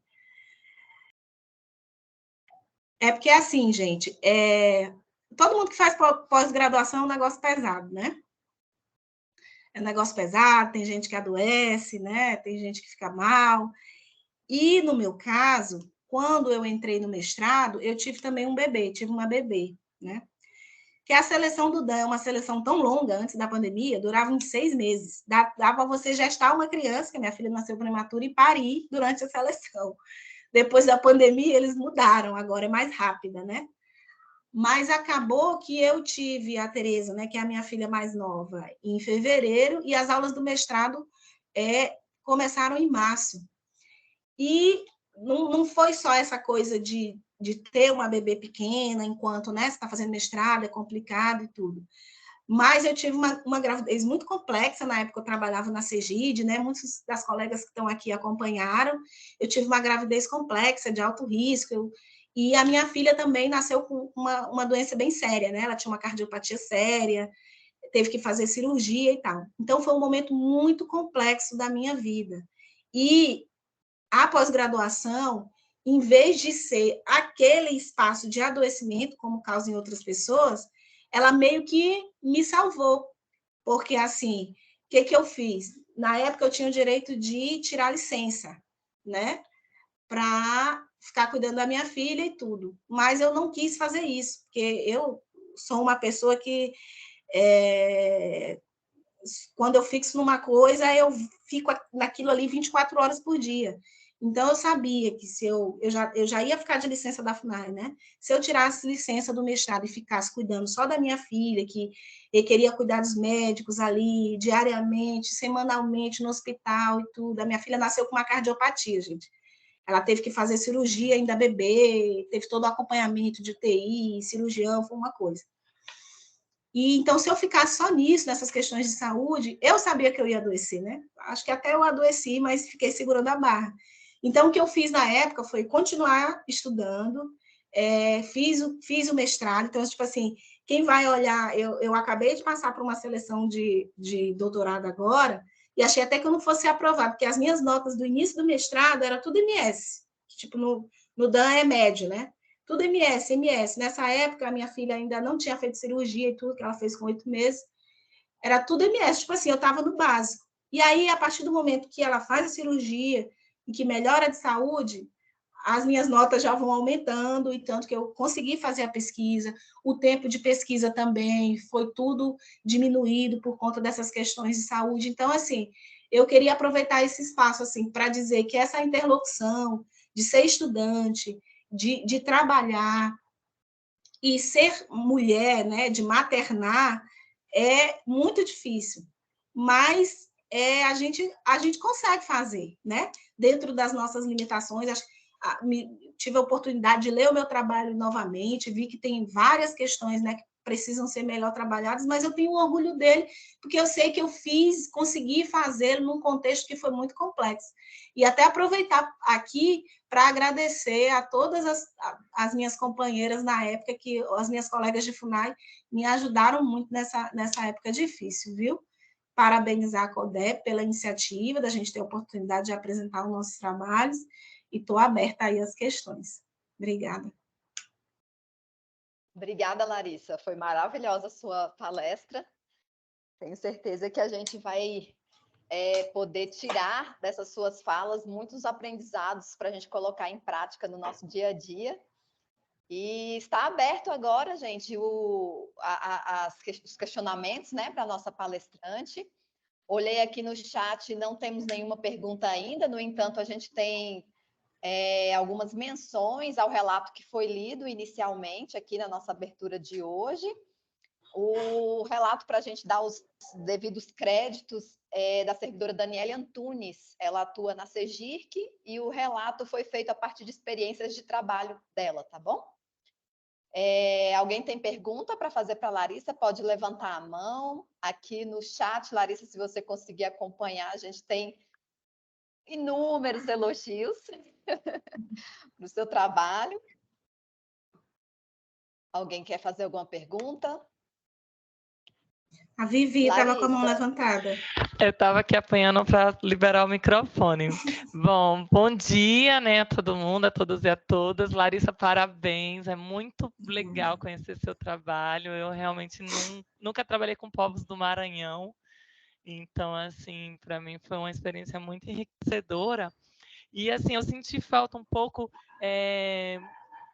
de saber se senti falta não, curiosidade, né? Se os Guajajá, se os Tenterrara, nesse resgate do território, ali a partir desses guardiões do território, né, nesse resgate de pensar essa questão ambiental num momento muito estratégico para isso voltar ao foco, né? Se eles lançaram mão de políticas como a PNGAT, se eles usam essa questão dos etnomapeamentos, se esses instrumentos eles conseguiram elaborar esses instrumentos e a partir desses instrumentos é que eles estão captando recursos, assim, porque não sei muito bem o trabalho da FUNAI nessa região, mas a PNGAT me parece uma política muito esvaziada. E aí eu fico pensando se tem recursos do próprio governo brasileiro nesse novo contexto aí de gestão territorial. Tá. Eu já respondo, né? Então, Vivi, assim, a história dos guardiões, inclusive eu vou me deter nela mais agora na pesquisa de doutorado, né? Porque no mestrado eu fiz mais uma coisa mais para mostrar as duas organizações, né, que estavam mais em voga de Tenterrara naquela época, né, que eram os Guardiões e a Cocalitia. Mas, assim, eles começam um trabalho meio, assim, voluntários, né, sem incentivo nem da FUNAI no início, com seus próprios veículos, né, aproveitando as caçadas, né, que tem a ver com a política também, né, que tem a ver com estratégias incentivadas pela política de gestão ambiental territorial. Utilizando as caçadas, as visitas às outras aldeias para identificar os focos de entrada, né, os ilícitos ambientais. A partir de um determinado momento, a coordenação regional ela passa a apoiar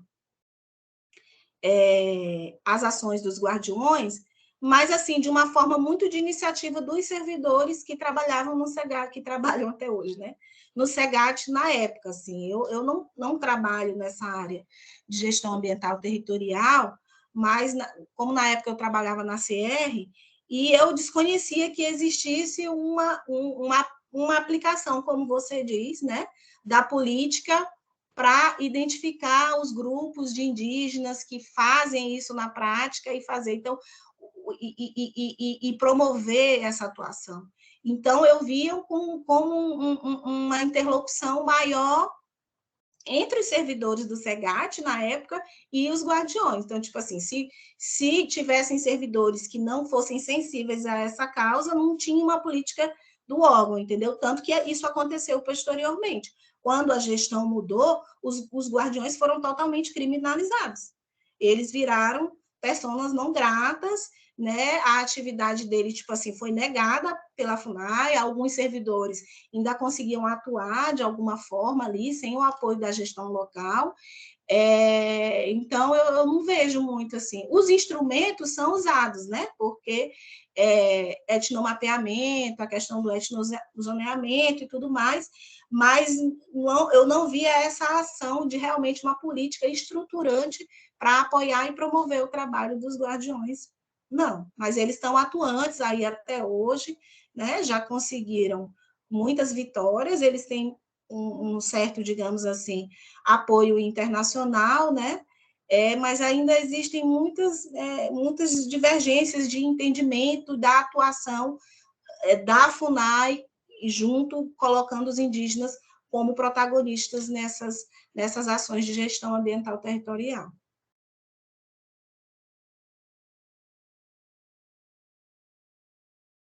Mais alguma pergunta? Larissa, no teu trabalho me chamou a atenção a atuação da Maria Santana, que foi uma de suas interlocutoras, né? Ela aparentou ser uma mulher bastante ativa na comunidade indígena. Tem uma obra da historiadora Mary Del Priore chamada Sobreviventes e Guerreiras. Ela traz uma análise do patriarcado no Brasil dos anos 1500 aos anos 2000. E nessa análise, ela vê o patriarcalismo no Brasil como um fenômeno transcultural, porque advém de 3 culturas que se auto-influenciaram na construção da nossa sociedade. Ela fala do patriarcalismo do Ocidente cristão, caracterizado pela visão da mulher como um ser pecador. Ela fala do patriarcalismo africano, que destaca a poligamia e as questões relacionadas à esterilidade. E, por último, o patriarcalismo dos povos originários, em estágio neolítico, com divisão de tarefas bem definidas, né? Enquanto as mulheres ficam na taba, os homens vão para a caça, vão para a guerra.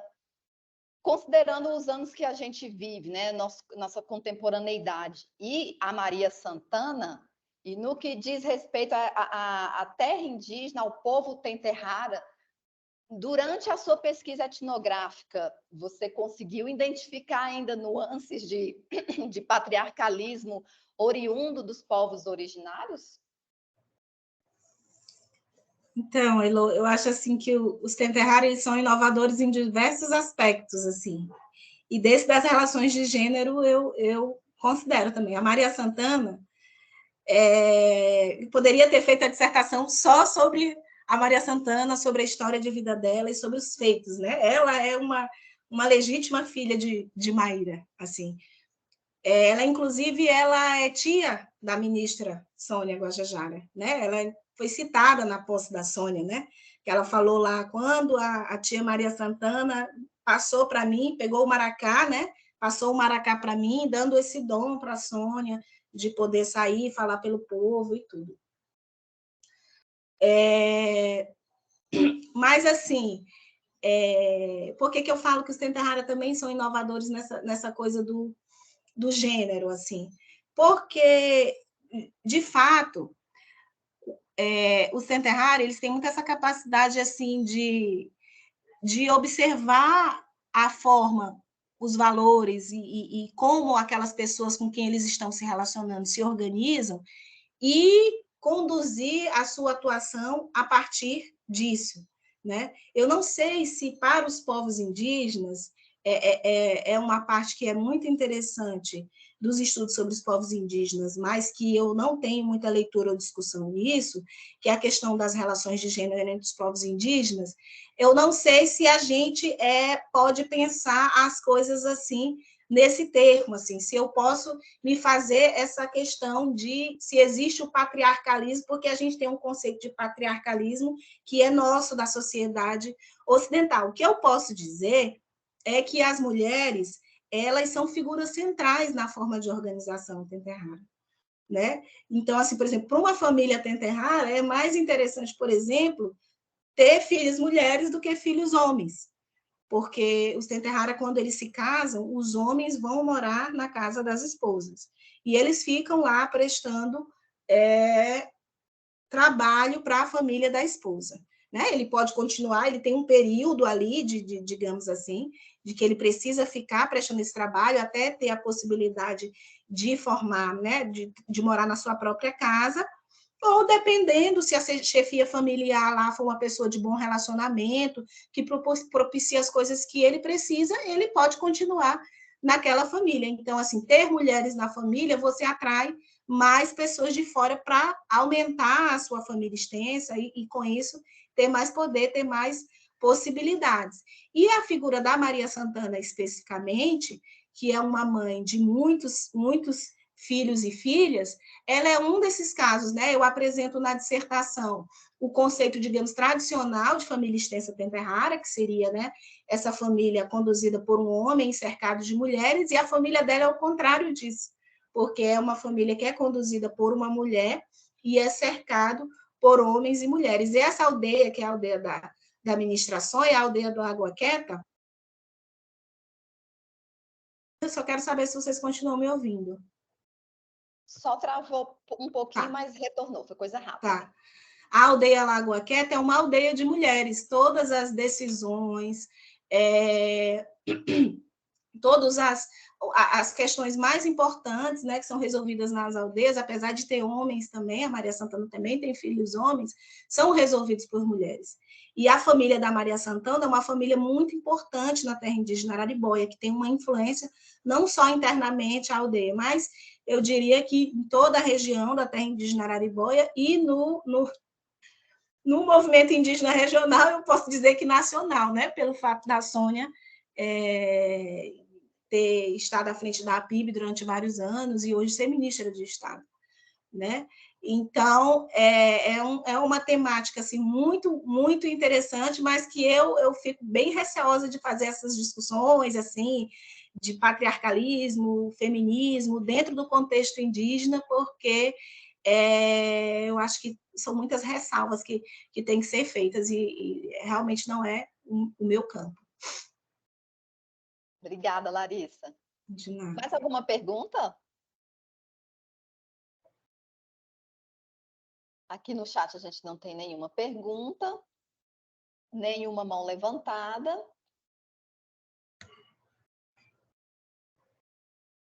São 11h30. O povo está tímido hoje, Posso falar né? um pouquinho? Lara, tudo bom?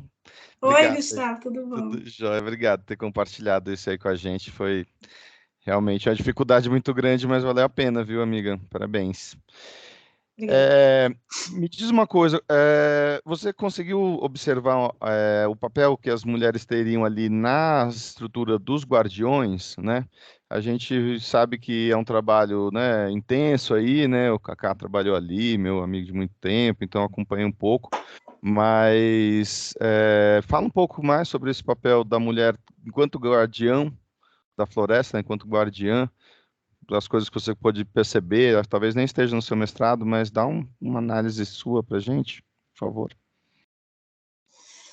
Beleza, Gus. Ótima pergunta, porque na época que eu fiz a pesquisa, de fato, os guardiões os guardiões do território, esse grupo que eu estou falando da pesquisa lá de 2018, 2019, era um grupo estritamente masculinizado mesmo, era formado por homens, né? Mas, agora, mais recentemente, né, já acompanhando mais recentemente, estão surgindo, tanto na Araribóia como em outras terras indígenas daqui da região, vários grupos que elas chamam de guerreiras, né? Algumas chamam de guerreiras. né? Que são mulheres, na terra indígena Coaru, inclusive, existe um grupo bem organizado, né? Nesse sentido, que elas estão também nessa dinâmica da gestão ambiental e territorial, mas mais no sentido do reflorestamento, da sensibilização do entorno, assim, eu não conheço, pode ser que tenha, né, grupos de mulheres que estão atuando nessa parte, assim, de identificação de ilícitos, nessa parte, né, mais, assim, como é que eu posso falar? Mais de confronto aos ilícitos ambientais, né? Existem vários grupos de mulheres, tanto Guajajara como de outros povos. Também na área de combate ao fogo, a gente tem muitos grupos, porque, assim, no pessoal do Preve Fogo, existem mulheres que conseguem ingressar no grupo, né? Fazem os testes, conseguem ingressar para trabalhar no Preve Fogo. Os guardiões, como não tem, não é essa coisa institucionalizada, ainda, eu ainda não vi mulheres participantes. Pode ser que já tenha. Mas os grupos que existem de mulheres, elas têm atuado, têm, inclusive, sendo aprovados vários projetos do Fundo Casa e outras instituições para apoiar projetos de viveiros de mudas, de reflorestamento de áreas de nascentes e tudo.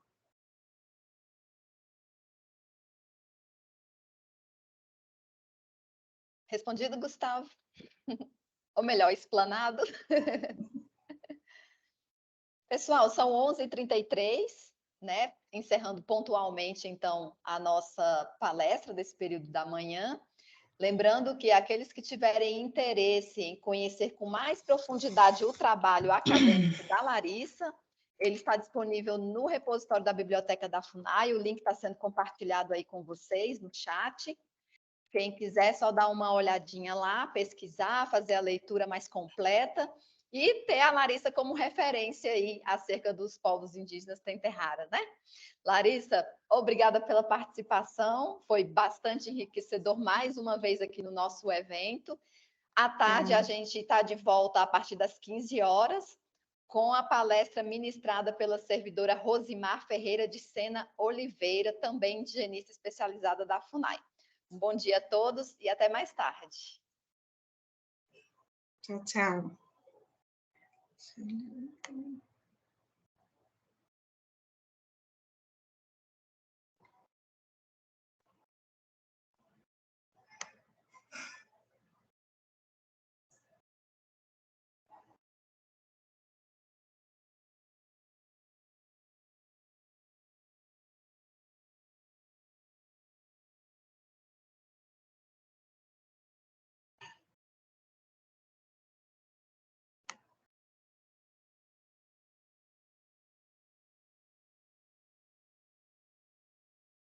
Estou só lendo aqui, Eloas.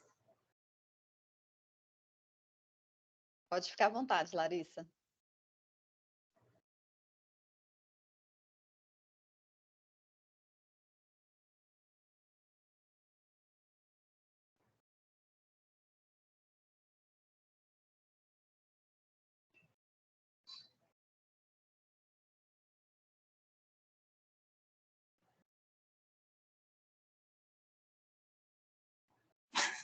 Viane botou, pisquei aqui, quais os dois povos da Aliança da Extração de Madeira. Teve um momento na sua apresentação, Larissa, que você falou a respeito de até então não ter tido uma oportunidade para apresentar o seu trabalho para um público que não fosse o acadêmico, né? Nós Mulher, tivemos... ninguém lê essas coisas de antropologia, história, ninguém quer ler isso. Hoje você apresentou para um público de 51 pessoas. Olha, meu recorde. Ninguém lê, mulher. É isso. Estamos juntos nessa empreitada.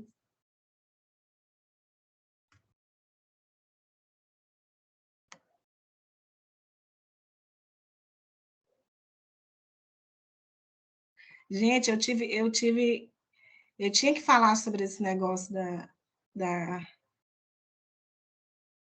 da minha pesquisa e e da Tereza, porque hoje de manhã fazia tempo que eu não pegava esse trabalho, entendeu? Aham. Escrevi uns 2 artigos e tal, e fazia tempo, e toda vez que eu pego, eu fico lembrando das coisas que eu passei.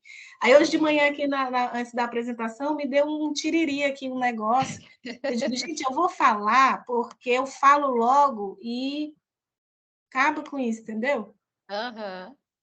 Foi um desafio imenso, né? Pois Conciliar é, tudo porque isso. sempre quando você passa por um trauma, quando você vive de novo, né? Uma Uhum. reflexão sobre o contexto histórico. Mas hoje a Tereza está aí, está saudável, tem 6 anos, está ótima. Estou terminando aqui. Qual que é a cidade que você mora, Larissa? São Luís. São Luís, né? Mas eu estou precisando ir para aí. Eu até falei com a Yara, porque eu vou começar o doutorado no final do mês. Ah, sim. Ela até me orientou para entrar com um processo de remoção provisória, né? Uhum. Só que eu estou esperando uma portaria do MPI. Aí eu estou com medo de entrar com um processo para uma coisa e atrapalhar a outra, entendeu? Sim, sim. Você vai trabalhar junto ao MPI? Vou. Certo. Aí eu não sei, porque as aulas vão começar e eu tentei já com a CEGIR, que é a nossa coordenação aqui, pelo menos uma OS só para eu poder ir, né? Mas eu acho que não vai rolar. Não tem alguma forma legal de eu ficar em exercício aí sem. Não sei. Como tem uma questão que transcende, né, a atuação da CODEP, que seria uma possível nomeação sua para trabalhar no âmbito do MPI, a gente não sabe o impacto disso caso a gente fosse pelo aquele dispositivo do programa de capacitação que a Gabi te orientou. Pois é, por isso que eu não entrei, entendeu? Com o processo. Que eu fiquei com medo de atrapalhar. Então, uma forma que eu achei que seria possível era eu ir de OS, que pode ser sem ônus, não precisa ser com ônus, para eu, tipo, não ficar como, né? Para eu ter uma justificativa para estar em Brasília até sair a portaria. Mas Sim, eu porque tenho. saindo a portaria para o MPI, necessariamente você precisa, né, estar em Brasília. E Justo. aí, fazendo o doutorado na UNB, de repente, até para conciliar, né? Porque não dá para a gente conceder afastamento. Não, eu não vou pedir afastamento, né? Eu vou só organizar os horários, e o doutorado é pouca aula, assim. Sim. Mas é isso, até vocês organizarem essa coisa da licença, a gente vai ter que estudar trabalhando. Mas, gente, obrigada. Não tem nenhum contato com o MPI para tentar acompanhar como que está o andamento desse processo de designação? Eu tenho, só que eu mandei os documentos semana passada, então acho que ainda vai demorar um pouco, né? Sim, sim. Ainda vai demorar um pouco. Aí eu também. Mas é isso. Obrigadão, já li aqui todas as mensagens, viu? Tá certo. Obrigada, Larissa. Vou deslogar aqui. Tchau, Esperando tchau. nas palestras da tarde. Vou assistir à tarde. Tchau, tchau. Tchau, obrigada. Então, vamos almoçar? E aí? E aí, foi boa também a Aí, palestra. foi. Aí Não, tá hoje de muito legal. tarde. Só consegui entrar umas, sei lá, era mais de 10h30, né? Nossa, mas todo dia é uma surpresa nesses computadores, Nossa né? senhora. Aí tava normal aqui desde de manhã, aí de repente caiu. Bem na E hora hoje eu do evento. coloquei a apresentação da Larissa no drive da conta do CFPI, né, no Gmail. Aí, quando abre pelo drive, eu consigo ficar com uma tela só com a apresentação e a outra tela enxergando o evento como um todo. Só que aí ficou cortado, né, a apresentação. Então, Nossa, mas que mas coisa. ontem eu botei a tela cheia no monitor, e aí na hora de compartilhar, você compartilha a tela cheia. Aí você, numa tela você enxerga normal a plataforma do Teams, e na outra fica lá a apresentação. E aí, o arquivo que está salvo na rede, né? Uhum. Deixa eu ver aqui. Deixa eu botar o da Rosimar. Bota a tela cheia no modo apresentação mesmo, né, Henrique? Não. Tela cheia no Obrigada. modo apresentação, não. Tem outra forma de você colocar aí, tela cheia. Testa aí, Elosita. Que é no próprio Teams. Mas o arquivo, deixa eu ele pegar tem que... aqui a apresentação. Deixa eu abrir aqui uma apresentação qualquer. Vou abrir a de hoje.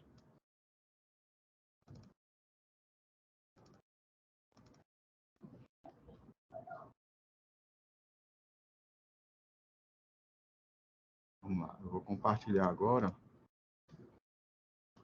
Aí eu vou escolher aqui a opção tela cheia.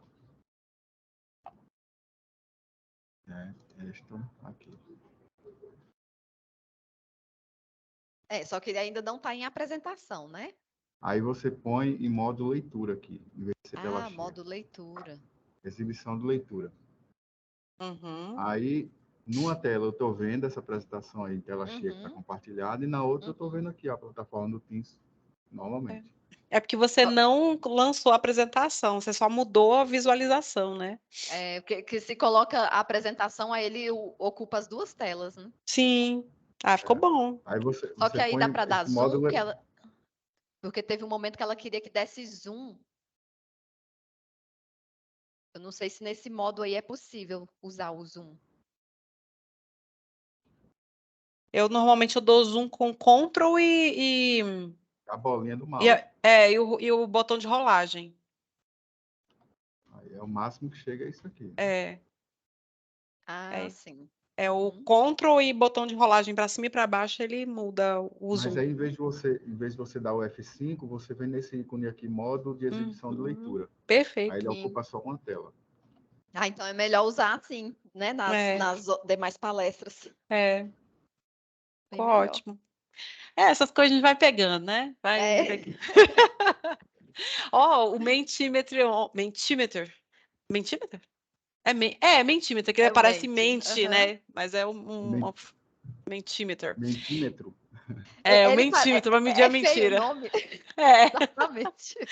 Mas eu achei tão legal. E eu também participei, né, ontem. E quanto mais palavras você coloca ali, iguais, ele fica maior. Eu achei interessante porque o pessoal colocou inovação. Inovação era uma das maiores palavras. Sim. É o que o pessoal faz com a rede social, né? O que está mais comentado. Né? Foi Muito legal legal mesmo. Foi um termômetro para a Semana das Mulheres no Indigenismo.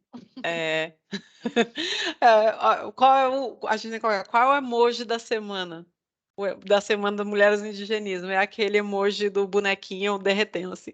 Qual é o mood, né? É o mood. Mas é legal. Tem a instrução de pagamento aí para fazer, né? Do curso lá, Lato Senso. E só está faltando esses dados aí de nota de empenho. É só aquilo que eu te coloquei. Não, a nota de empenho precisa colocar também? Tem A lá nota de no empenho é a tipo... mesma, porque é a mesma do ano passado. A nota de 2022, empenho permanece a mesma. Só mudou mesmo o PTRES. Tá, então o ateste e a instrução de pagamento já estão prontos para análise aí. Tá? Beleza. Tá bom. É o último, né? Também? O último pagamento? Acho que só... Gente, eu tô saindo aqui, tá? Porque eu preciso ir ao banheiro. Mônica, tá bom? Tá, tchau, tchau. Certo. Beijo, obrigada. Tchau. Eu acho que é só esse, né? Mas o último. tem mais aula, né? Tem mais aula. Não, a última aula é agora de dia 20, né? Acho que depois a gente faz uma multiplicação aí do quantitativo que a gente já pagou em notas fiscais e vê lá no processo da contratação. Tá. Beleza. Então tá, a gente vai sair para almoçar aqui também já. A gente vai se dar o luxo de comer hoje num lugar legal. Eu vou correr para fazer um escaneamento intraoral, mas acho que é rápido lá. Tá certo. Particular, não tem ninguém. Então tá bom. Então tá, beijo. Deixa eu falar uma coisa com vocês antes de ir embora. Ontem, quando gravou... E ainda tá gravando, né?